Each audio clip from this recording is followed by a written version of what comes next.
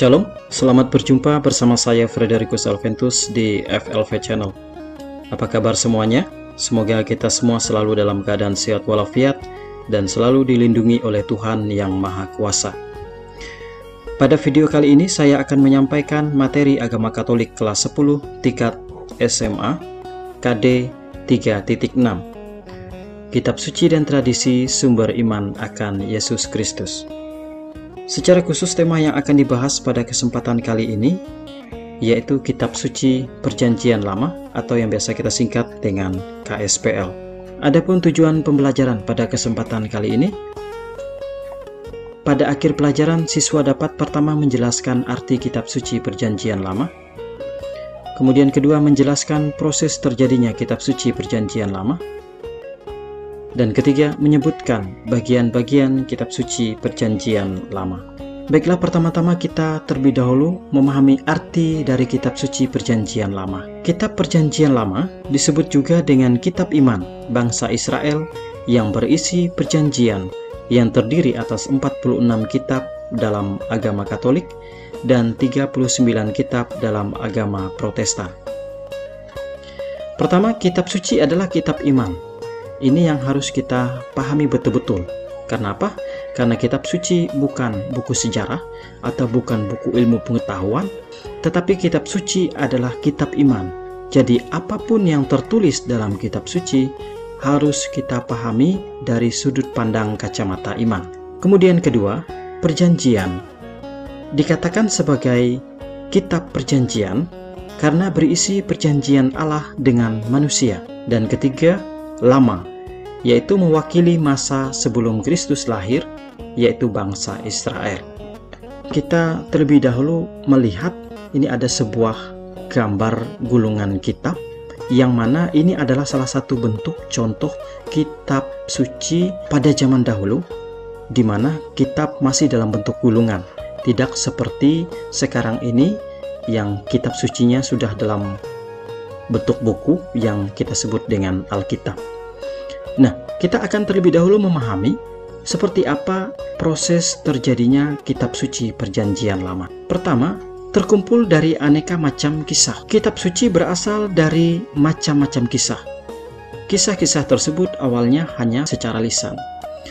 Namun, lama-kelamaan ditulis, dikumpulkan, dan dibukukan. Kedua, kitab adalah sejarah iman bangsa Israel. Semua yang dikisahkan berasal dari kisah penting bangsa Israel, terutama merupakan sebuah perjanjian Allah dengan bangsa Israel. Berikut, seperti apa sejarah dari Kitab Suci Perjanjian Lama. Pertama, bagi umat beriman, Kitab Suci menjadi sumber tertulis yang utama untuk memahami karya penyelamatan Allah kepada manusia. Kedua, Kitab Suci juga menjadi sumber referensi dan inspirasi untuk mengembangkan imannya. Dan ketiga, setiap orang beriman perlu memahami kitab suci secara benar dalam hal latar belakang atau konteks sejarah saat kitab suci itu disusun, latar belakang penulisnya, jenis sastra dalam penulisnya, isi dan maksud penulisnya. Dan keempat, kitab suci Perjanjian Lama disusun melalui proses yang panjang, sekitar lebih dari 10 abad, sejak abad ke-11 sebelum Masehi sampai kurang lebih abad ke-1 sesudah Masehi.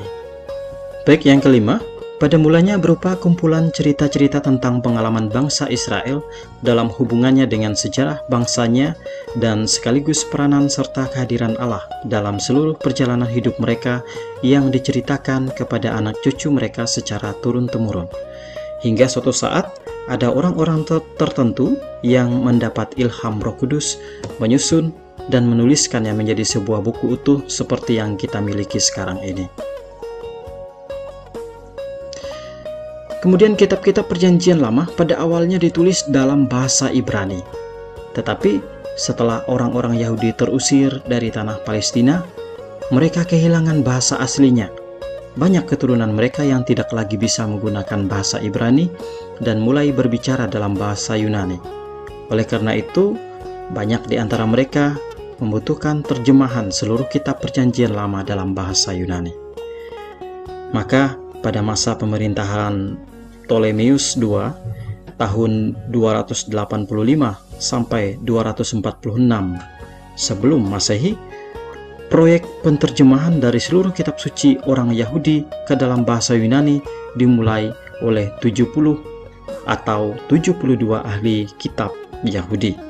Mereka adalah wakil dari ke-12 suku bangsa Israel dan tiap suku diwakili 6 orang. Terjemahan ini diselesaikan sekitar tahun 250 sampai 125 sebelum Masehi dan disebut Septuaginta, yaitu dari kata Latin yang berarti 70 sesuai dengan jumlah penterjemah. Baik, berikut kita akan memahami periode kitab suci Perjanjian Lama.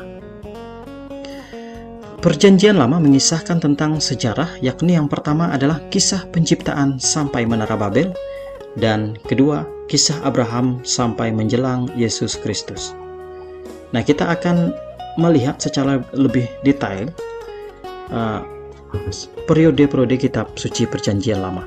Yang pertama, antara tahun 1800 sampai dengan 1600 sebelum Masehi, yaitu zaman bapak-bapak bangsa, Abraham, Ishak, dan Yakub. Periode ini adalah awal sejarah bangsa Israel yang dimulai dari panggilan Abraham sampai dengan kisah tentang Yakub. Kemudian kedua, antara tahun 1600 sampai dengan 1225 sebelum Masehi. Kisah bangsa Israel mengungsi ke Mesir, perbudakan di Mesir, pembebasan dari Mesir sampai perjanjian di Sinai.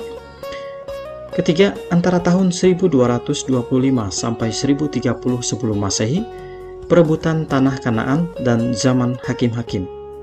Pada periode ini, bangsa Israel merebut tanah Kanaan yang diyakini sebagai tanah terjanji di bawah pimpinan Yosua, dan kehidupan bangsa Israel di tanah yang baru di bawah para tokoh yang diberi gelar hakim. Berikut yang keempat, antara tahun 1030 sampai 930 sebelum Masehi, periode raja-raja. Pada periode ini, bangsa Israel memasuki tanah baru dalam kehidupannya. Mereka mulai menganut sistem kerajaan yang diawali dengan Raja Saul, kemudian digantikan oleh Raja Daud, dan diteruskan oleh Raja Salomo putra Daud. Kelima, antara tahun 930 sampai tahun 722 sebelum Masehi, yaitu kerajaan Israel dan Yehuda. Sesudah Raja Salomo wafat, kerajaan Israel terpecah menjadi dua, yaitu kerajaan utara Israel dan kerajaan selatan Yehuda. Berikut keenam, tahun 722 sampai 587 sebelum Masehi, kerajaan Yehuda masih berlangsung sesudah kerajaan Israel jatuh.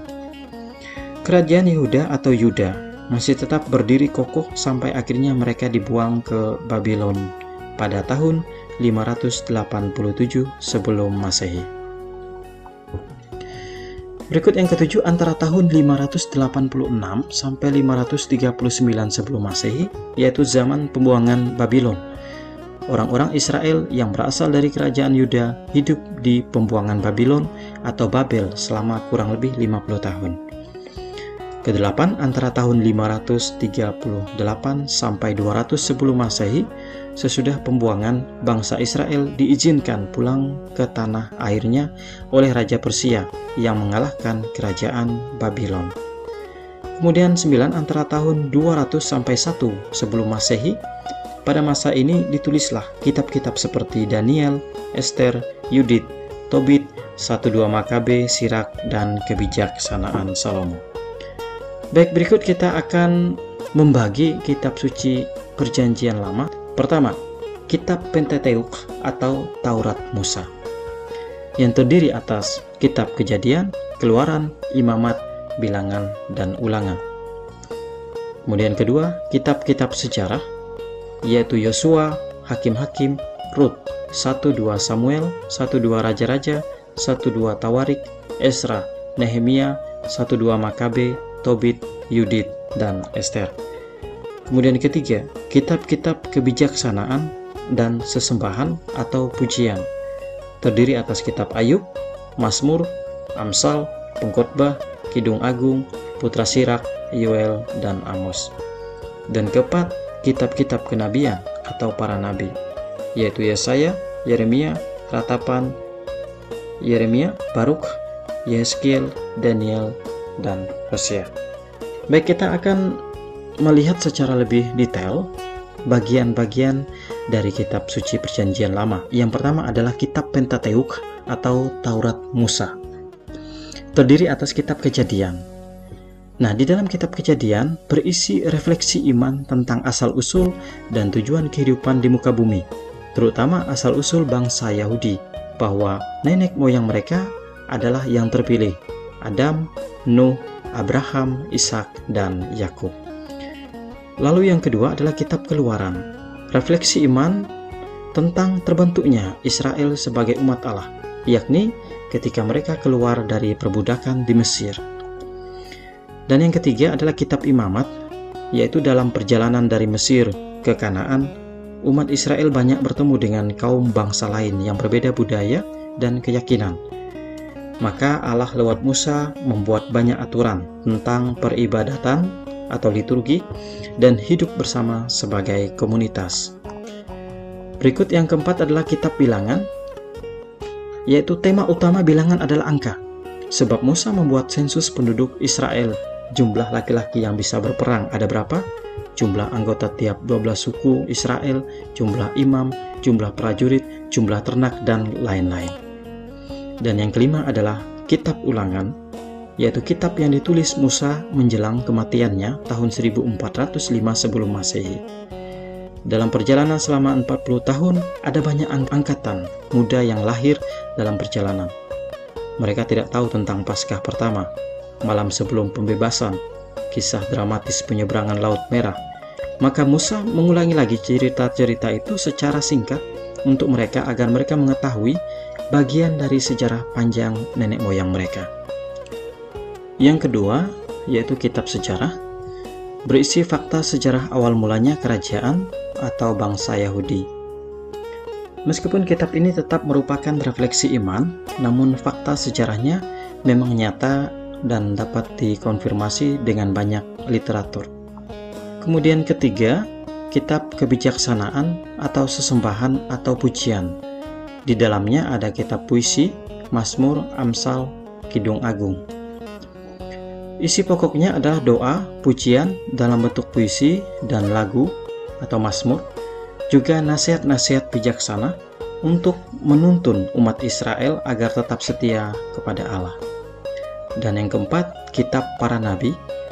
Kitab ini umumnya berisi tentang harapan baru bagi umat Israel tentang datangnya Mesias, terutama dalam tulisan nabi-nabi besar yaitu Yeremia dan Yesaya.